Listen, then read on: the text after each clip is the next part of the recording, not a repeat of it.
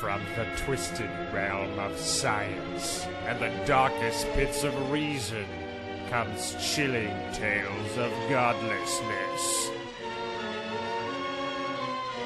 Bear witness to the unfathomable terror that is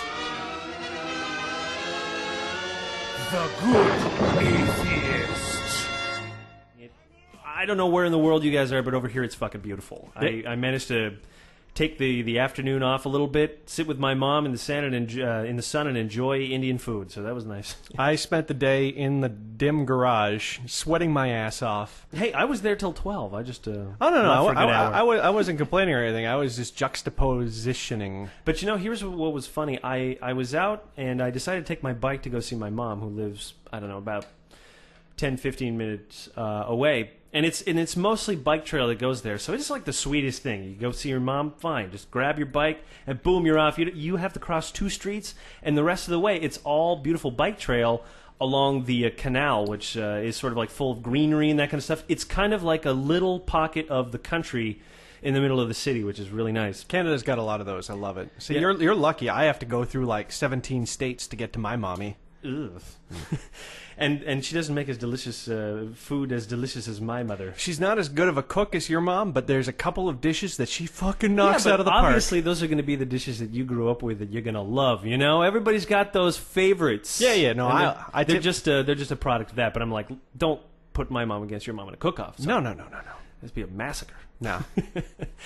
But yeah. So, anyways, I'm on the bike trail, and I have a mountain bike because the thing is, Montreal is like a fucking shitty ass city when it comes to its streets. They're just awful. Potholes everywhere. I mean, potholes large enough that you know if you have a sports car, it'll be damaged. So there's this hilarious thing actually where the material they use to create the roads is cheaper than in the rest of Canada, and they refuse to change it over even though it deteriorates like 3 times as fast. Actually, you want to know what's really funny? There was a girl, 16 years old. She had designed a new type of asphalt that would use recycled plastic bags, and it lasts like 4 or 5 times longer than than the conventional ones they use now.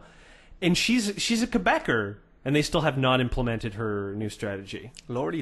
I know, it's just embarrassing. But what can you do? It's, you know, these companies that collude with one another, that have contracts that are unbreakable around here, and shitty roads are the process. But my point was that I've basically bought a mountain bike for that reason. And I was coming towards there's this crossroads that have 5 different streets going into it. It's a mess. And there's one place that you can cross the street at, and it gives you about 9 seconds to do so, to cross for like 6 lanes or something insane. 9 seconds. So you have to wait until if it's already started, you're done. You don't even try to cross because you will be killed. You know, another car comes barreling over from the bridge, which is just on the other side, and it's completely literally hidden because of trees. It's a fucking death trap. Just to give you guys an idea of how bad Montreal drivers are, we had to get rid of turn red on red because too many pedestrians were dying. Yeah. So people don't stop at crosswalks and that kind of stuff. So I'm thinking, I'm coming on my way back from my mom's. And I'm like, how am I gonna just cross this thing? I'm gonna die. I don't want to do it right now. But suddenly I had a moment, like a bing moment in my head, which is, you have a mountain bike, idiot. So I thought, you know what? I got to stop following the road. I can go anywhere I want. So I just took an off-road, sort of right on the grass, because there was a bit of a hill, and then sort of went under the bridge on this weird little underpass thing. It was brilliant, and all of a sudden I just realized I didn't even know what a mountain bike was. Just fucking one of these morons that uses a bike like, follow the traffic signs, follow the sidewalk. You know, I could make a pretty good simile about people following the path of religion and never realizing there's all this beautiful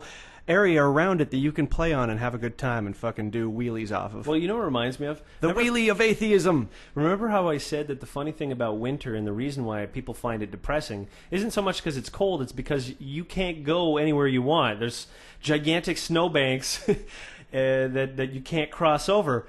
And until you actually get snowshoes, you will feel depressed. But I'm like, snowshoes are therapy for people in winter. Are you Put on talking- some fucking snowshoes and go take a walk and you will be amazed at how less depressed you are because you're not following these shoveled pathways from one end of your house to the other. Are you talking about snowshoes like what the old people used to you put mean on with their feet? catguts and stuff like that? Yeah, No, or no, are you no, talking no, just no. Those about snowshoes boots? suck. You're talking about snow boots. No, I'm talking snowshoes. Fuck the old traditional ones. They have these awesome new ones. They're like tennis rackets, right? No. Those are still the old ones. The new one, my dad has. We bought him some because he's a serious, I don't even know what the sport would be called, snowshoe addict or whatever. We got him these really awesome ones. They cost quite a bit though. They were like $200, but they're made out of crazy titanium alloys and all that kind of stuff. It's like the high tech version of the snowshoe. But let me tell you something. It is good therapy. So if ever you're one of those people that live in a northern country like we do and you want to find out how to not have the winter blues, go out and explore with snowshoes. Consider it. Or just go down to Mexico and live on the cheap for a couple months. Yeah, well, okay. Yours involves a lot more money than I was talking about. I don't know. You're talking about $200 snowshoes. But I'm talking about like $600. Those are the high-end ones. It's the same way I could say you could go to Mexico on the high-end trip and spend $3,000. Well, but you could do Mexico on the cheap for a few $100s, but I don't recommend it. I do not recommend doing anything in Mexico on the cheap. You understand me? Yeah, it's true. It would probably be a disaster. Now, here's one thing I wanted to talk about before. Actually, no, after this little story. Yeah, we can move on to it.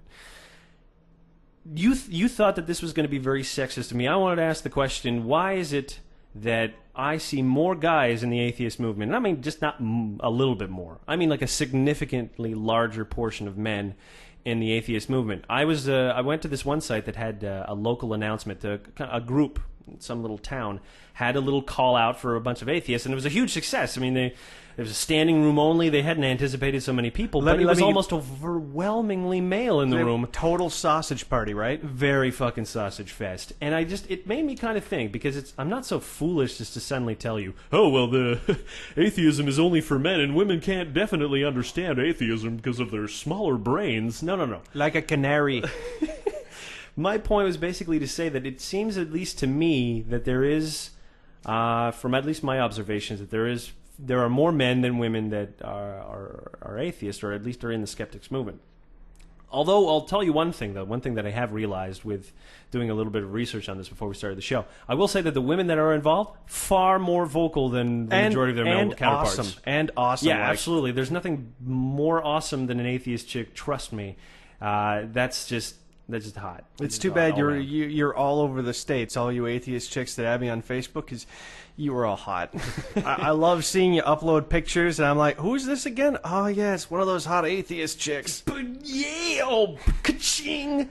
Okay, my point is basically this. I was trying to think about it, and I have a few theories that I want to throw out as to why it is. Because I looked at a couple of studies because I wanted to find out, all right, what's the research that's going on? And there was a study that was done in 2003 that found that women are indeed more religious. Although I thought that their conclusions were a little bit, well, let's say ridiculous. Because at the end of the day, whenever you conduct a study, you have to analyze the data and then try to make conclusions, right? Yeah. And their conclusion was that, well, women are more likely to be religious, and one of the main factors being, number one, that they're more social. And I can believe that because it would be probably pretty hard to, separate yourself from a family unit that's very religious, say, where you have men that are usually more independent and can separate themselves from a family unit a lot more easily, so on and so forth. But they said the real reason was that men have, or women have like to avoid risk, basically. So that because we're more risk takers, we we risk going to hell, I guess is what they suggested. Yeah, they were saying that men take more risks, and from that conclusion, men take more risks. They said men are more likely to take the risk of going to hell. It's so stupid. Because you know what? How many of you that are listening right now really felt as though that was the risk they were taking initially? No, that's idiotic. Oh, it's the high, man. I love this whole risk-taking thing. Standing on the edge. Am I going to hell? Now, okay, here's the one thing that I do want to say. I've been trying to think about this from the perspective of ignoring my own internal prejudice about human beings, because we all have this long list of things that we can't seem to get over. Number one on that list is that we can't seem to fucking accept that we are apes. That's the first thing on the fucking list, right? We look at other apes, we're like, oh, those lowly creatures, they're not as evolved as I am. And it goes all the way just saying we want to think of ourselves, human beings, as being somehow different than all other life forms. Yeah, we don't consider ourselves animals. My mom had a funny thing. She said, well, kids are born animals, and it's your job as a parent to, make them human. But I was watching a Richard Dawkins documentary that's on his site, so go check it out. It's called The Fifth Ape, and he was talking to this pastor in Kenya, and the guy's like, oh, I'm not an ape, no. Absolutely not. I'm a human. I'm something special. I'm designed by God. And I thought, well, isn't it really funny that we're the only species on Earth that denies our heritage? We're not from this lowly monkey species. No way. We're super evolved. God decided to guide that evolution. Even the people who believe in evolution even think that kind of ridiculous hubris. So that's the first thing that I want people to stop thinking, that evolution is in any way makes us better or worse than apes. We are apes. And we should sort of study ourselves from that perspective. And now, from that perspective, let me transition to the first thing that I want to sort of suggest as to what might be a reason why women believe in religion more than men.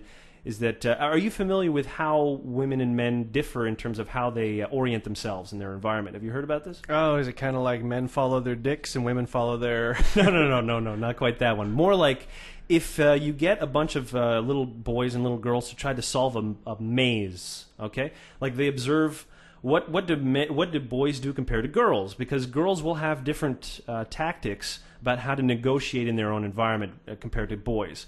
Boys typically will try to create a topographical map in their own mind of their own location, right? Kind of a 2D thing that you see all the time, like a world map is a 2D topography. But to women, what they use instead kind of like they use landmarks to be able to tell where they are. So if there's a big tree somewhere, or if there's something that looked unusual, they'll remember those specifically and use those to orient themselves. So this is just a small example of how men and women differ in terms of how they negotiate their environment. And what I'm suggesting is that if this is just one example of how men and women do have somewhat different ways to go about things. And I think if you look at our history, like our evolutionary history as hunter and gatherers, and it's not sexist to say that men were the hunters and women were the gatherers. This is a very logical kind of arrangement. It makes sense. But I think those duties probably created in us certain habits, certain different distinct advantages that work for one group and that may not have worked as well for another. So if women forage, for instance, they have a better sense of smell than we do. They see colors more vividly than most men. They have fewer instances of color blindness, and that's partly to do because when you're gathering, guess what you need to do? You need to make differentiations between minute, between different roots and vegetables and fruits and all that kind of stuff. So you're going to develop your own specialization, and that's going to be reflected as to how your brain works because there's an evolutionary advantage to that. And I think at the same time, again, women are much more, I would say, social and relationship driven than men are. And I think as a consequence, if we view religion as a relationship with an entity. I don't care Jesus. Jesus. I don't care if that entity is real or not. The relationship is real. And it's going to be a lot more difficult for a woman to be able to break off that relationship just as a matter of her biology. Now, it's not to suggest that that's impossible. Because, again, I think that those differences are still minute. Yeah, a girl can see colors more vividly. Do you really think it's making that much of a difference, though? I mean, does that mean that only graphic designers are women? No. Does that mean that only women are cooks? No. There's obviously going to be some variety in this, obviously. This might just explain the slight skew. Exactly. Why, for instance, a woman might be more religious, and it's just that given certain circumstances, she'll, a girl may be more likely to continue to believe than a guy who's like, I'm at my limit. I don't want to do this anymore. I don't believe in it anymore. When a woman may see it more as in, well, it doesn't matter.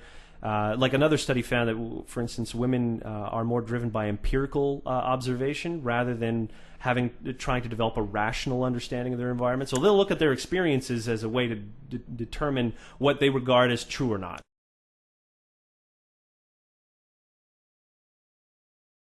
But my point is that, look, the other minute difference might just be, again, sort of men may be required to have kind of like a more rational and way of explaining their world. So religion is irrational. I mean, if you're trying to build a rational worldview, religion's not the way to do it. But if you want something that's going to make you feel good, religion is usually the way to do it. So what is your priority? Do you want to feel good or do you want to be right? You know, here's the whole thing. This is where I really wish we had another person on the show who had some kind of neurological degree or something like that. Just a smarty pants on here that could fucking tell us what he thinks of your thoughts. Because I mean, I can't say much because this basically boils down to without all of your technical scientific jargon, it all boils down to just saying, well, women are slightly more gullible than men, and I don't want to say that.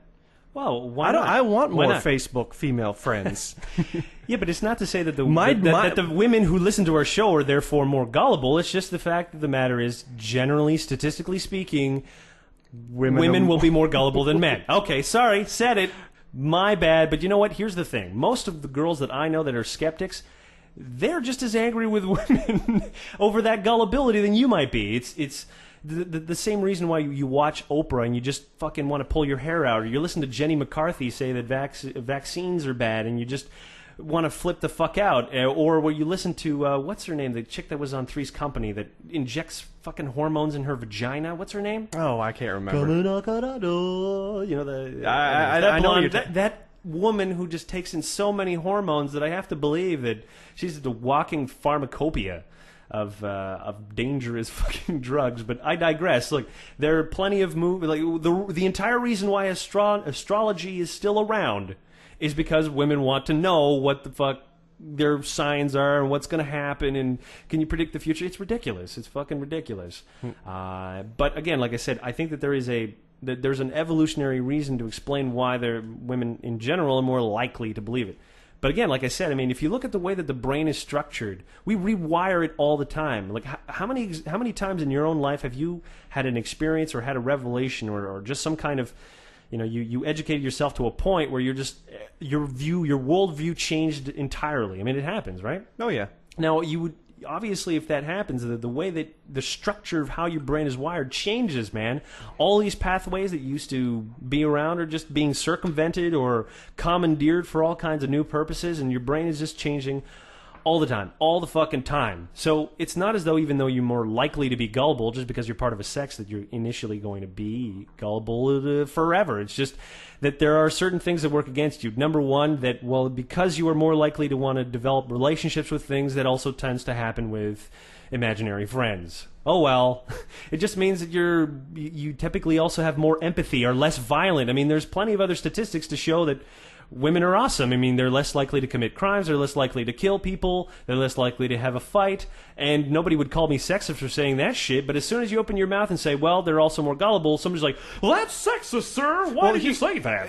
Here's one of the things that I will say is that, again, if we had a scientific person on the show, that maybe they would say that it has less to do with evolutionary traits and more to do with societal traits. Like, I'm reading a book right now called Stiffed, The Betrayal of the 21st century man. But basically what it's about is it's talking about how society is shaped, what a man is supposed to be, and how that impacts us as men in how we interact with society. Like, say, for example, society's view of men is that they're supposed to go out and work and bring home the bread. And if you're not doing that, if you're like a poor bum who can't support his family, then you are not a man, and you should feel shame. Kill yourself. Now, when you look over at basically what society tells women to be, and let me tell you what, I fucking hate what society nowadays, what mainstream music, mainstream television, for the most part, mainstream movies. It's deplorable. It's absolutely deplorable how they fucking portray women. It's a shame that the only person who's writing good roles for women right now is Quentin Tarantino. How absurd is that? That don't make no sense, man. It really fucking doesn't. Well, the only other person I would say is sort of not on one extreme is probably Tina Fey, too. And at least she's out there trying to carve out what's one looking for? Like the new feminist sort of mystique. There are a lot of individuals out there trying to do some good things, but the overall societal view, I mean, not just for women, but for men as well, is pathetic. Absolutely pathetic. It's not a good fucking dialogue. I don't think it's worthwhile at all. I mean, we live in a time where sexual roles can be completely and utterly thrown out the window. We can start new. We can just say, rather than be worried about what role I have or whether I should go and get the bacon or whether I should stay home and take care of the family, how about you just figure out what each person is best at? Because the same way that you'll see varieties in terms of how emotional people can be. Like, for instance, you can have really emotional guys and really unemotional girls, and you would assume a blanket stereotype statement would be like, oh, all girls are emotional. No, there's a variety of human experience, and depending on your strength or weaknesses, you should pursue careers and lives that coincide with those. If you don't find yourself particularly interested in parenting, then don't do so. Like, nobody should tell you what to fucking do. Yeah, that whole idea of, oh, you're 30, time to get married.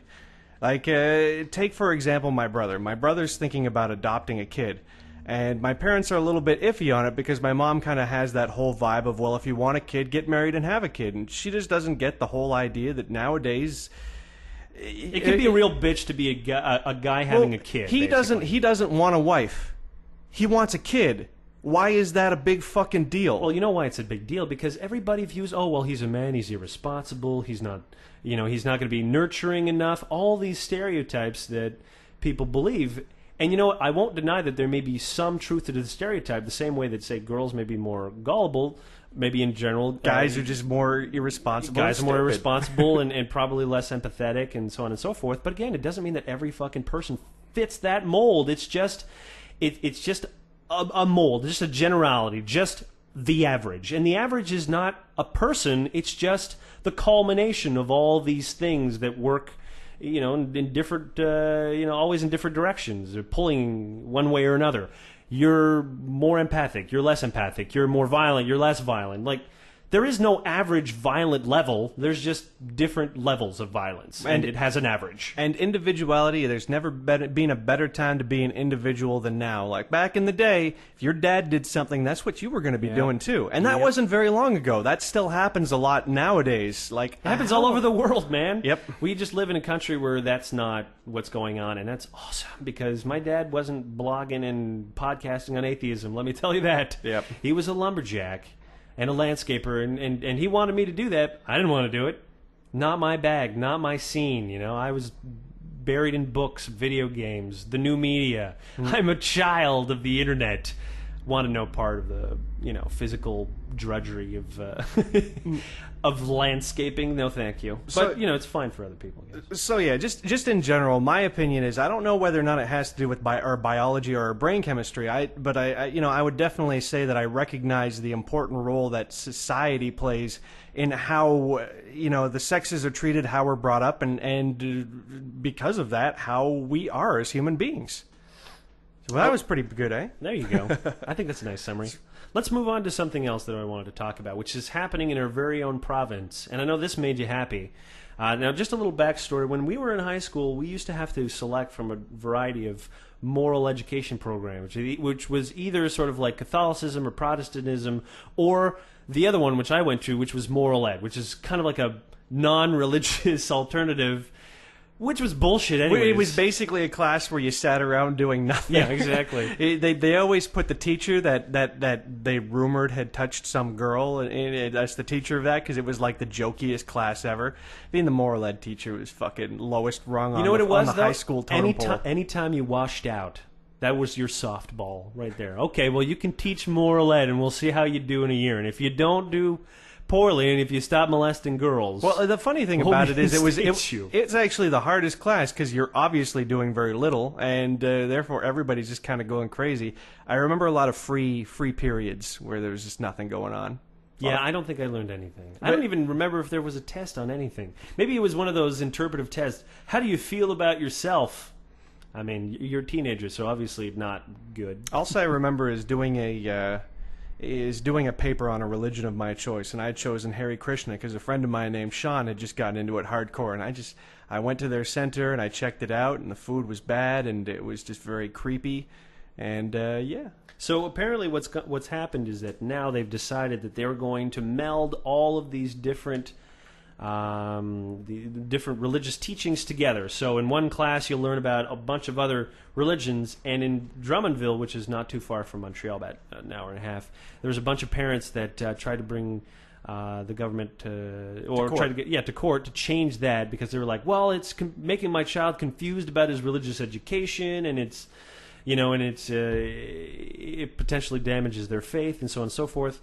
A judge basically threw that shit out, said, it didn't stop parents from inculcating their faith on their kids, and if there was any they weren't basically going to take the position that the Charter of Rights does not protect a person from ignorance. You know what I mean? Like, they're not going to say, well, a parent has a right to keep their child ignorant. No, that's not really in the Charter there. No one's really interested in it. But I think it's an awesome idea. The reason I think it's an awesome idea is because if you want a society of people that are not especially religious, teach them all religions simultaneously. It's just that simple. And you know what they'll start doing? They'll start questioning the inconsistencies in all religions. They'll be like, well, this one seems awfully similar to that one, and how come Mithras sounds a lot like Jesus, and what about Buddha, and all this other kind of stuff? And obviously no one can answer these questions other than, it's all mythology, dummy. Yeah, exactly. It's awesome. As soon as you line up one religion with all the rest and you just knock them all back, of course the kid's going to go, well, which one's fucking right? And the parent can't say they're all right. Of course, the parent's going to say, well, Catholicism is the only right way. And of course, if the teacher, I'm interested in knowing, because you got to figure, there's going to be some kids that are going to say, well, Catholicism is the only way. What does the teacher say then? You know what?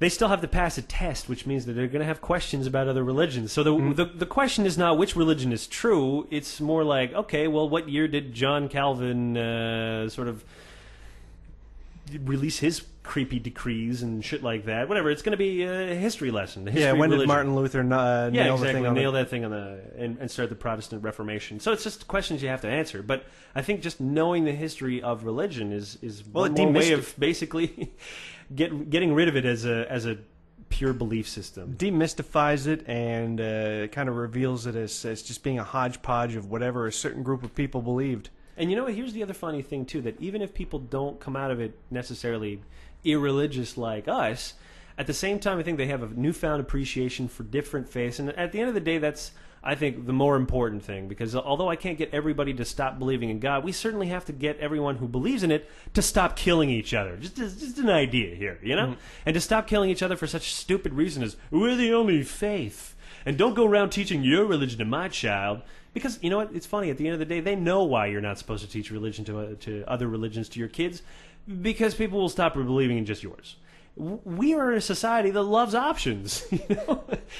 Who wants less options? I mean, fucking, what's his name, Ford, who invented the car. He didn't want any other car other than Ford Model T in black. Well, the Ford company was almost destroyed when General Motors introduced, well, guess what? Colored cars! You could get your own color.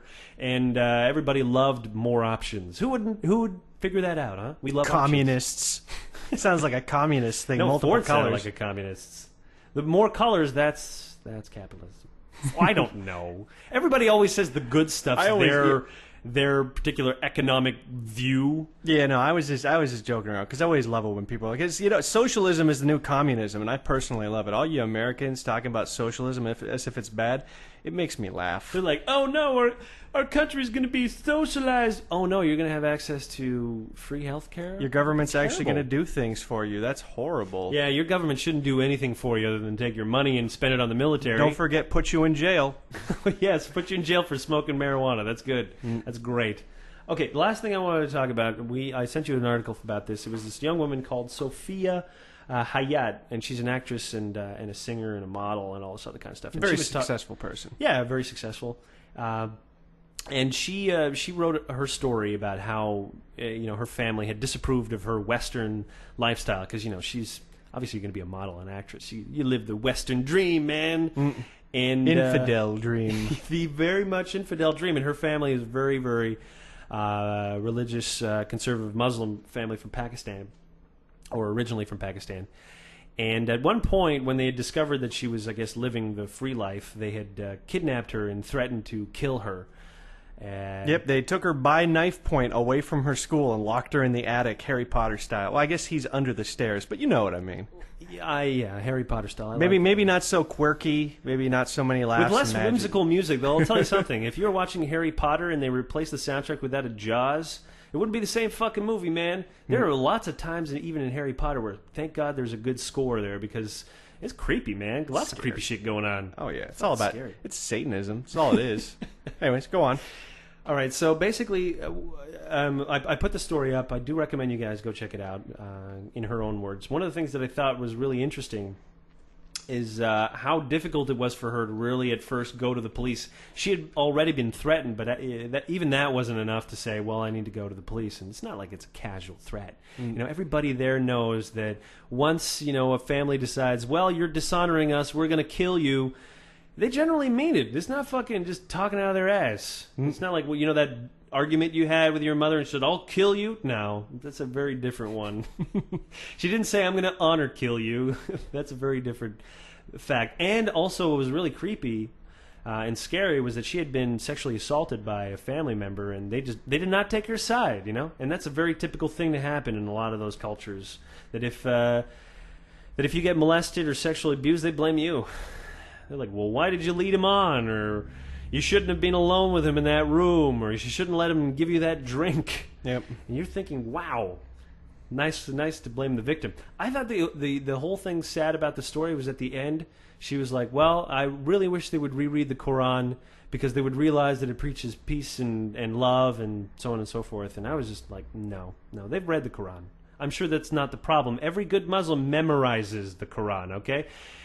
When you go to madrasas, that's what they make you do. They make you write on a little wooden board, okay? So they make you write a verse, you erase it and try to say it again, and if you get it wrong, you write it again and you erase it. I mean, some of these people can quote it word per word, man, fucking beginning to end. It's not like America where we're all fake Bible readers. No, these people are really hardcore. And what I was trying to say, at least in my article, was that if you've already made up your mind. I talked about this last bonus show. What you believe in, if you're religious, you're just going to make whatever fucking passages that match your already pre-existing belief system. Yep, you'll ignore the stuff that you don't like, and you'll find those verses that justify what you feel, and you will fucking hammer them down people's throats. Yeah, and this is essentially the problem with your religion.